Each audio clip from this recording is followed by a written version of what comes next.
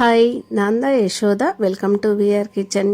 எல்லாருமே நல்லா இருக்கீங்களா? நானும் நல்லா இருக்கேன். எல்லாருமே நல்லா இருக்கணும்னு சொல்லிட்டு கடவுள்கிட்ட நானும் வேண்டிக்கிறேன். வாங்க வீடியோக்குள்ளே போகலாம். அன்றைக்கி பார்த்திங்கன்னா டிமார்ட்டுக்கு போயிருந்த வீடியோ தான் இது. டிமார்ட்டுக்கு போயிட்டு வந்ததுக்கப்புறமா எல்லாமே க்ராசரிஸ் எல்லாமே ஃபில் பண்ணி வச்சிடலான்னு சொல்லிட்டு தான் எடுத்து வச்சுட்டு இருந்தேன். எங்கே போயிட்டு வந்தாலுமே செய்கிற வேலை நம்ம செஞ்சு தான் ஆகணும். ஃபஸ்ட்டு பார்த்திங்கன்னா நான் ஒரு சைடு சிக்கன் குழம்பு அது எல்லாமே செஞ்சுட்டு இருந்தேன். களியும் அதுக்கப்புறமா ரைஸுமே வச்சுட்டேன். எல்லாமே ஒரு சைடு செஞ்சுட்டே இந்த வேலையும் செஞ்சுட்டு இருக்கேன். இது பார்த்திங்கன்னா ராகி மாவு தான். கொஞ்சம் நிறையவே எடுத்துன்னு வந்திருந்தேன். டிமார்ட்டில் தான் வாங்கிட்டு வருவேன். வாங்கிட்டு இந்த மாதிரி ஸ்டோர் பண்ணிப்பேன். இன்னொரு பாக்ஸ்லேயும் கொஞ்சமாக போட்டு வச்சுப்பேன். அதை டெய்லி யூஸ் பண்ணுறதுக்கு யூஸ் பண்ணிப்பேன். இது அப்படியே ஸ்டாக் இருக்கும். அதனால் பார்த்திங்கன்னா பிரிஞ்சி இலை இருக்குது இல்லைங்களா, அதை போட்டு வச்சோன்னா நமக்கு அந்த பூச்சி பிடிக்கிறதோ இல்லைன்னா ஒரு மாதிரியாக ஆகும் இல்லைங்களா, மாவு அது மாதிரி ஆகாமல் பார்த்துக்கலாம். ரொம்ப நாளைக்கு நல்லாவே இருக்கும். அதுக்காக தான் நான் அந்த பிரிஞ்சி இலையை அதில் போட்டு வச்சுட்டேன். ராகி மாவாகட்டும் கோதுமை மாவாகட்டும் எதுவாக இருக்கட்டும் இந்த மாதிரி போட்டு வச்சுக்கோங்க. ரொம்ப நாளைக்கு நல்லாவே இருக்கும். அதுக்கப்புறமா இந்த வாட்டி பார்த்திங்கன்னா நான் இந்த கோதுமை ரவை, சம்பா கோதுமை ரவை அதுவும் வாங்கிட்டு வந்திருந்தேன். அதையும் ட்ரை பண்ணலான்னு சொல்லிட்டு தான் வாங்கிட்டு வந்திருந்தேன். அதையுமே இந்த மாதிரி பாக்ஸில் போட்டு வச்சு தான் நமக்கு ஞாபகமும் இருக்கும். அப்படியே கவரில் வச்சிட்டோன்னா ஞாபகம் இருக்காது. அதுக்காக தான் இந்த மாதிரி பாக்ஸில் போட்டு தெரிகிற மாதிரி வச்சுடுவேன். அதுக்கப்புறமா இது பார்த்திங்கன்னா சோயாபீன்ஸு, அந்த மீல் மேக்கர்னு சொல்லுவாங்க, இல்லைன்னா சோயா எது வேணாலும் வச்சுக்கலாம். கொஞ்சம் நல்ல பிராண்டடாகவே வாங்குறது நல்லதுன்னு நினைக்கிறேன். சோயாவில் மட்டும் ஹஸ்பண்ட் அதை யூஸ் பண்ணாத அப்படின்னு சொல்லுவார். எனக்கு ரொம்ப பிடிக்கும், பசங்களுக்குமே பிடிக்கும். அதுக்காக தான் நான் சரி சோயா வாங்கினா இல்லைன்னா வாங்காத அப்படின்னே சொல்லிடுவார். அதுக்காக தான் நான் சோயா அந்த பேக்கில் வர்றது தான் வாங்கிப்பேன். லூஸில் வர்றது வாங்க மாட்டேன். அது மட்டும் என்னவோ வாங்காத அப்படின்னு சொல்லுவார். எனக்கு அந்த பிரிஞ்சி ஆகட்டும் அதிலெல்லாம் இது போட்டால் தான் எனக்கு சாப்பிடவே நல்லா இருக்கும். அதுக்கப்புறமா இந்த மாதிரி நம்ம நாட்டு சர்க்கரையும் பார்த்திங்கன்னா பார்த்து வாங்கிக்கோங்க. நாட்டு சர்க்கரை மாதிரி இல்லாமல் இந்த மாதிரி வெல்லம், பொடிச்ச வெல்லம் மாதிரி இருக்கும் இல்லைங்களா, அது மாதிரி பார்த்து வாங்கிக்கோங்க. ஒயிட் சுகர் மட்டும் வாங்குறதே இல்லை. இது மட்டும் எப்போவுமே இருக்கும். டீ காஃபிலாம் பார்த்திங்கன்னா இந்த நாட்டு சர்க்கரை தான் யூஸ் பண்ணுறது. நெக்ஸ்ட்டு சின்ன சின்ன பேக்கெட்ஸ் எல்லாம் சிலது மட்டும் வாங்குவேன். பிரியாணி மசாலா, அதுக்கப்புறமா சிக்கன் 65 மசாலா, அதுவுமே பார்த்திங்கன்னா ஒவ்வொரு வாட்டி வீட்டில் இருக்கிற மசாலாவே சேர்த்து செஞ்சுடுவேன். 65க்கெல்லாம் மெயினாக பார்த்திங்கன்னா பிரியாணி மசாலா மட்டும் வாங்குவேன். எப்போவாவது சாம்பார் பொடி வாங்குவேன். அதுக்கப்புறமா காஷ்மீரி சில்லி பவுடர், இது மட்டும்தான் வாங்குறது. இதில் பார்த்திங்கன்னா ஸ்பைசஸும் வச்சுருந்தேன். அந்த பட்டை, கிராம்பு, ஏலக்காய் அதையுமே ஃபில் பண்ணிடலான்னு சொல்லிட்டு தான் எடுத்து வச்சுட்டு இருந்தேன்.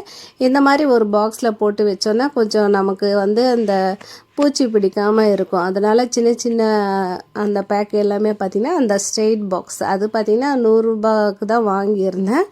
நம்ம அப்போது 100 ரூபாய் டி நகரில் போயிருந்தப்போ வாங்கினது. அதுவுமே பார்த்திங்கன்னா சில கடையில் ரேட் அதிகமாக தான் இருக்குது. அந்த பாக்ஸ் காட்டினேன் இல்லைங்களா, அது பார்த்திங்கன்னா அங்கே தான் நமக்கு 100 ரூபாய்க்கு இருக்குது. போத்தீஸ்லேயும் 99 ருபீஸ்க்கு இருக்குது. இதை விட கொஞ்சம் பெரிய பாக்ஸாகவே இருக்குது போத்தீஸில். போனீங்கன்னா செக் பண்ணி பார்த்துக்கோங்க. இன்னும் குவாலிட்டியாகவே இருக்குது அந்த பாக்ஸ் போத்தீஸில் இருக்கிறது. நெக்ஸ்ட்டு நம்ம பட்டை வாங்கும்போது பார்த்து வாங்கிக்கோங்க.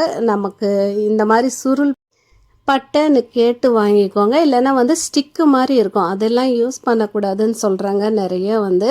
அதனால இதை நாங்கள் பார்த்திங்கன்னா இந்த மாதிரி சுருள் பட்டை தான் எப்போவுமே யூஸ் பண்ணுறது.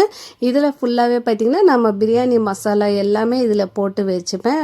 பட்டை, கிராம்பு, ஏலக்காய், அதுக்கப்புறமா சுருள் பட்டை, அதுக்கப்புறமா நட்சத்திர சோம்பு எல்லாமே இதில் போட்டு வச்சுருப்பேன்.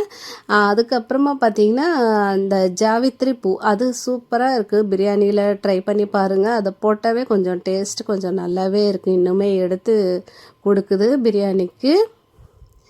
அதையுமே ஃபில் பண்ணி வச்சாச்சு. நெக்ஸ்ட்டு பார்த்திங்கன்னா இந்த கொண்டக்கடலை அதையும் வாங்கிட்டு வந்திருந்தேன். கொஞ்சமாக தான் வாங்கிட்டு வந்திருந்தேன். இதை நம்ம சன்னா அந்த தால் மாதிரியும் பண்ணிக்கலாம், சன்னா குழம்புக்கும் யூஸ் பண்ணிக்கலாம்னு சொல்லிட்டு தான். அப்பப்போ ஸ்நாக்ஸ் மாதிரியும் ஈவினிங் டைமில் சாப்பிட்லாம். அதையுமே இந்த மாதிரி பாக்ஸில் போட்டு வச்சோன்னா நல்லாவே இருக்குது. இந்த மாதிரி பாக்ஸஸ் வாங்கும்போது இன்னொரு ஐடியா சொல்கிறேன். இது கொஞ்சம் ரேட் அதிகமாக இருக்கிறதே பார்த்து வாங்கிக்கோங்க. ரேட்டு கொஞ்சம் கம்மியாக வாங்கினோன்னா அந்த நம்ம எடுக்கும்போது அதை மூடி தனியாக வந்துடுது. நான் சிலது ஒன்று மட்டும் வந்து ரேட் அதிகமாக வச்சு வாங்கினேன். அது எல்லாமே குவாலிட்டியாக நல்லா இருக்குது. கொஞ்சம் ரேட்டு கம்மியாக வாங்கினது பார்த்திங்கன்னா மூடி கொஞ்சம் லூஸாக இருக்கிற மாதிரி இருக்குது. நம்ம கையில் எடுக்கும்போது அப்படியே மூடி தனியாக வந்துடுது. அதனாலே கொஞ்சம் டிஸ்டர்பாக இருக்குது. கொஞ்சம் அதை மட்டும் பார்த்து வாங்கிக்கோங்க வாங்குறதா இருந்தால். நெக்ஸ்ட்டு டிமார்ட்டில் வந்து இந்த பாக்ஸுமே வாங்கியிருந்தேன். அதை அவங்க கூட நான் காட்டல, அது தனியாக இருந்ததா அதனால் காட்ட முடியல. இந்த பாக்ஸ் நான் பார்த்தீங்கன்னா பூஜை ரூம் அரேஞ்ச் பண்ணுறதுக்காக தான் வாங்கியிருந்தேன். மஞ்சள் குங்குமம் அதெல்லாம் போட்டு வச்சுக்கலாம். குங்குமம் மஞ்சள் அதுக்கப்புறமா கற்பூரம் எல்லாமே தனித்தனியாக போட்டு வச்சுக்கலான்னு சொல்லிட்டு தான் அந்த பாக்ஸ் வாங்கினேன். 89 rupees, மொத்தமாக 6 பாக்ஸ் வருது. நெக்ஸ்ட்டு பார்த்திங்கன்னா இந்த பாத்திரம் கழுவி போடுற ஸ்டாண்டு தான். இந்த மாதிரி நான் பார்த்திங்கன்னா முன்னாடியே வாங்கியிருக்கணும். சரி ரேட்டு கம்மியாக கிடைக்குதுன்னு சொல்லிட்டு வெறும் ஸ்டாண்டு மட்டும் வாங்கினேன், அந்த கீழே ட்ரே இல்லாமல்.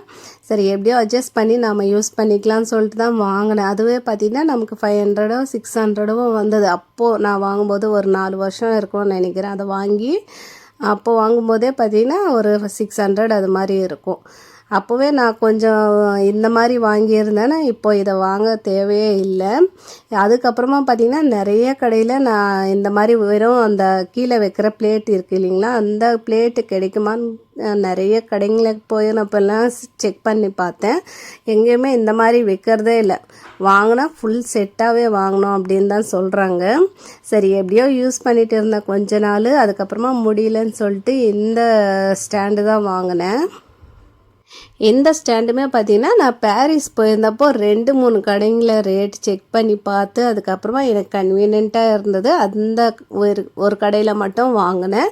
அதோட ரேட்டு 1000 rupees அந்த மாதிரி கிடைச்சிது. இன்னுமே கூட சில பொருட்கள் வாங்கினதால கொஞ்சம் ரேட் கம்மி பண்ணியே கொடுத்தாங்க. தனியாக இதுக்கு மட்டும் கம்மி பண்ணல, எல்லாமே சேர்த்து தான் அவங்க கம்மி பண்ணியிருந்தாங்க. அது எல்லாமே நீங்கள் பார்த்துருப்பீங்க. பன்னீர் மேக்கர் அதுக்கப்புறமா எல்லாமே வந்துட்டு இப்போ பார்த்தீங்கன்னா அன்றைக்கி வந்து எறாவும் இருந்தது, கொஞ்சமாக எறா இருந்தது. அதை வச்சு பிரியாணி செய்யலாம், ரொம்ப நாள் ஆச்சு இப்போ எறா பிரியாணி செஞ்சு. அதுக்காக வந்து அன்றைக்கி எறா பிரியாணி தான் செஞ்சுட்டு இருந்தேன். கொஞ்சமாக தான் செய்ய போகிறேன், அதனால் வந்து இந்த சின்ன கடையிலே செஞ்சுக்கலான்னு சொல்லிட்டு. இது பார்த்திங்கன்னா ட்ரைப்ளே கடை. இதுவும் பார்த்திங்கன்னா நான் டிமார்ட்டில் தாங்க வாங்கினேன்.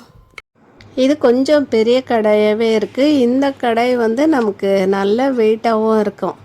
இதெல்லாம் ப்ரமோஷனெல்லாம் இல்லைங்க, யாருக்காவது யூஸ்ஃபுல்லாக இருக்கும்னு சொல்லிட்டு தான் நான் சொல்லிகிட்டு இருக்கேன். இதில் பார்த்திங்கன்னா நான் கொஞ்சமாக ஆயில் சேர்த்துருக்கேன், பட்டை கிராம்பு ஏலக்காய், அதுக்கப்புறமா 4 பச்சை மிளகாய், 2 பெரிய வெங்காயம் கட் பண்ணி சேர்த்துருக்கேன். சேர்த்துட்டு வெங்காயம் நல்லா வறுபட்டதுக்கு அப்புறமா வந்து நம்ம புதினா கொத்தமல்லியும் சேர்த்துக்கலாம். அதுக்கப்புறமா வந்து தக்காளி 2 தக்காளி மட்டும் சேர்த்துக்கிறேன். இனி கொஞ்சம் மசாலா கம்மியாக வந்து செய்ய போகிறேன். தக்காளி எல்லாமே வதங்கினதுக்கப்புறமா எறா வச்சுருந்தேன். அதில் பார்த்திங்கன்னா இஞ்சி பூண்டு பேஸ்ட்டு, அதுக்கப்புறமா chilli powder, biryani masala powder, தனியா பவுடர் எல்லாமே சேர்த்துருந்தேன். சீரகத்தூள் எல்லாமே சேர்த்து கலந்து வச்சுருந்தேன். அதையுமே இது கூட சேர்த்துக்கலாம்.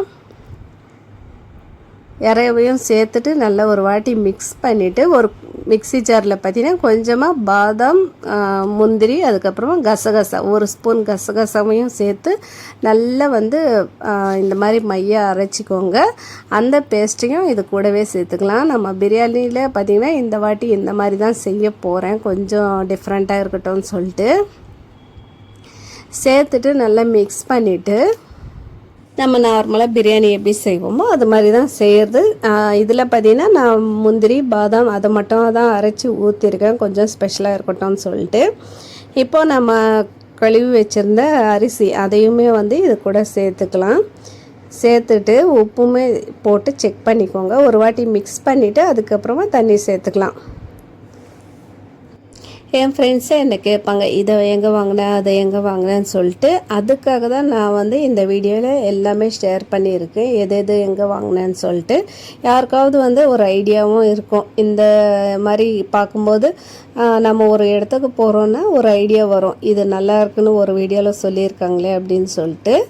இப்போ ரைஸ் எல்லாமே போட்டுட்டு தண்ணியுமே ஊற்றிக்கிறேன். தண்ணி பார்த்திங்கன்னா 1 கப்புக்கு 1.5 கப் தண்ணி ஊற்றிருக்கேன். எக்ஸ்ட்ரா கொஞ்சமாக மட்டும் இந்த ரைஸ்க்கு வந்து நான் சேர்த்துருக்கேன்.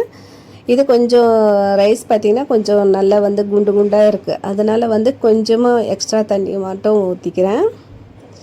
சேர்த்துட்டு நல்லா ஒரு வாட்டி மிக்ஸ் கொடுத்துட்டு உப்புமே செக் பண்ணிவிட்டு இந்த ஸ்டேஜில் கொஞ்சம் உப்பாக இருக்கிற மாதிரி பார்த்துக்கோங்க. அப்போ தான் நம்ம பிரியாணிக்கு கரெக்டாக இருக்கும் உப்பு வந்து. அதுக்கப்புறமா மூடி வச்சு ஹை ஃப்ளேம்லேயே வச்சுட போகிறேன்.